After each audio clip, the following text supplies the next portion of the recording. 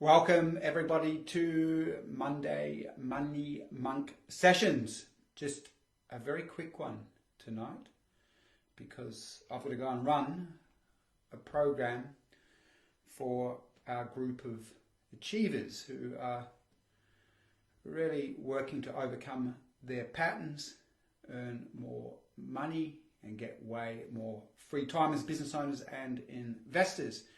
A very noble thing to do if you want to have a really good lifestyle. Give your family the things that you would really love to give them, and to have a good life. Money and free time is certainly a big important element to having a great life. Otherwise, you tend to be a slave. If you've got no money, you don't have free time, you'll be a slave. You'll become trapped. You'll become a prostitute. You have to do things that you don't want to do just to survive. I prefer to thrive.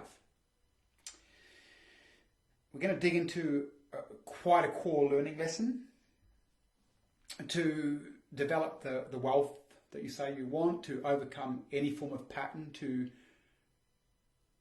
create your inbuilt dreams, to live out your purpose.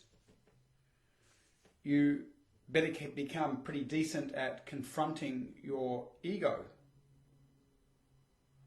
Your ego doesn't matter. Most people don't realise that. Now, what do I mean by that? Okay.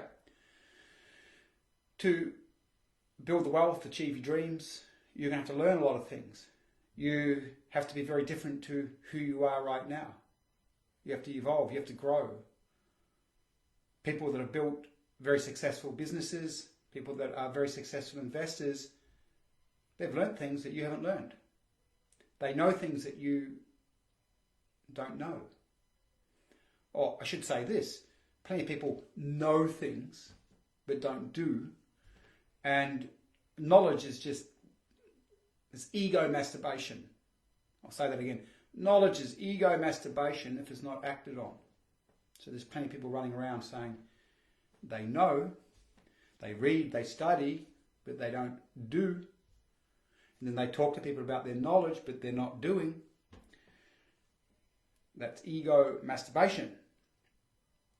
Because our first level of learning is training and studying. Training, studying, or studying and then training. But training to get the knowledge and information that we need.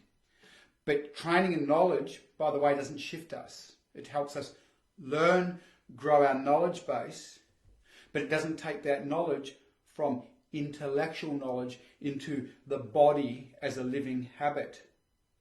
So we could say this, the world's best traders, the world's best investors, the business owners that have really built really good businesses, and we'll take this sideways, people that have really good relationships with their loved ones. Well, they don't just know things because they do know things. They've taken that knowledge and they've turned it into a living reality within their consciousness, meaning their whole consciousness, their whole body mind lives that knowledge. It is that knowledge. So again, just to reiterate, if you're a person who studies and learns a lot, really important, that's the first stage of education, but you don't take the action, and you're a person that talks a lot about what you know, and you don't take the action, that's not going to get you anywhere. Yes, you've got more knowledge. Knowledge only matters when it is an embodied habit in the body. So first level of training, again, learn, educate. Next level of training is doing, and it's only in the doing that we take knowledge and turn it into a living embodiment within consciousness as a living habit. So as an example, you may know what to do as a trader of futures or stock options, but if you haven't done it lots, it's not real.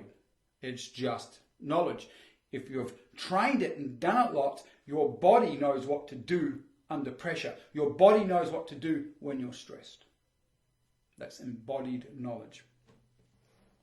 So to put yourself in a learning mode, and as I said, you must go on a learning mode if you are building wealth, building anything different to where you're at right now. You must move into action mode. You own your inadequacies. I'm not good at this. I'm not that good at this. So first of all, that's the first thing. It's not egoic. You're pushing against your own ego. Your ego wants to think you're amazing. Your ego wants to show the world how incredible you are. Instead, you're going to go, no, I'm inadequate at this. I'm not that great at that. Again, first level, go out and seek the knowledge. Then you have to jump into the unknown. Now, when you jump into the unknown, you're shifting your habitual body consciousness with what it truly knows right now and putting it in an environment where it knows nothing. It's never been there before. So the body's freaking out. And all your book learning's going, oh, I know what to do. I'm sort of on it, but the emotions override. But that challenge, if you stay in it, and most people don't. Most people, this is the rubbish of the bullshit New Age movement. Everyone's about trying to feel good. I like to feel good too, but when you're learning, you won't often feel good. When you're learning, you're challenged. And that's why it's important to get support and challenge. As I said before, this is a quick one because I'm going off to run a training for people that have committed to challenge.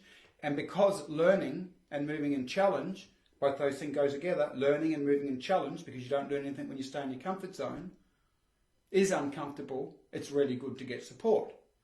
That's why we run year-long programs, so people stay supported through the challenge. They don't back out. They understand that challenge and feeling uncomfortable is normal, okay? Not particularly marketable.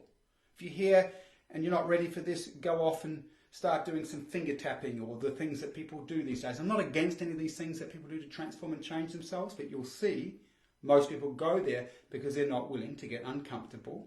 Now, I know for a fact that you can go and do all the reprogramming, transformational work, and you work within your consciousness. You can go and work with healers or people that help change things. But it won't take, because your unconscious knows the truth. Okay, it's completely different if you're in challenge. You're willing to hop out of the known into the unknown. And then you're doing reprogramming work. Completely different. Your unconscious knows you're serious. You're moving in the world. You're taking action. You're feeling afraid. You're challenged. You're outside your comfort zone. You get overwhelmed sometimes. That's what forces one into a learning environment, because your unconscious has powers. And if you can control your negativity in the challenge, which is a really important reason to meditate, what happens is your own unconscious informs you, helps you. So not only are you using your intellectual knowledge, but you find the way. Now, these challenges are forms of challenge that push you against your inadequacies. Okay? They push you against your inadequacies. So in doing that, you're uncomfortable. You've got book learning knowledge, study knowledge, and your unconscious is helping you find the way. And as you start to get some successes, and you will have some failures, you will have some setbacks, but as you start to get some successes, suddenly something inside you goes, oh, maybe this could work out. Maybe I do know enough. Maybe I am good enough. Because you are actually becoming good enough. You've now taken that intellectual knowledge and proved to the universe, proved to your unconscious that you're serious, got uncomfortable, been challenged, and are challenged against your inadequacies, and have been forced to find a way to overcome that challenge. And when you do that, that's what I'm saying, it sets up a bedrock of success. You go, wow, this could work. You've learned, you've evolved, you've taken that knowledge, and now it's starting to become a living habit. Now, if you keep doing that hundreds of times, you become a master. And that knowledge is now embodied, and you're not a person who talks about your knowledge, you're a living example of your knowledge. Now, in a way, this is a really interesting way to think about this. You use your problems to solve you. So again, you use your problems to solve you. So if you really look at it, if you're choosing challenges that push you up against in your inadequacies in pursuit of your inbuilt heartfelt dreams and goals, then you are forced to evolve and change. You're forced to solve the problem of you that allowed the problem to manifest in your life. That is true healing, true change.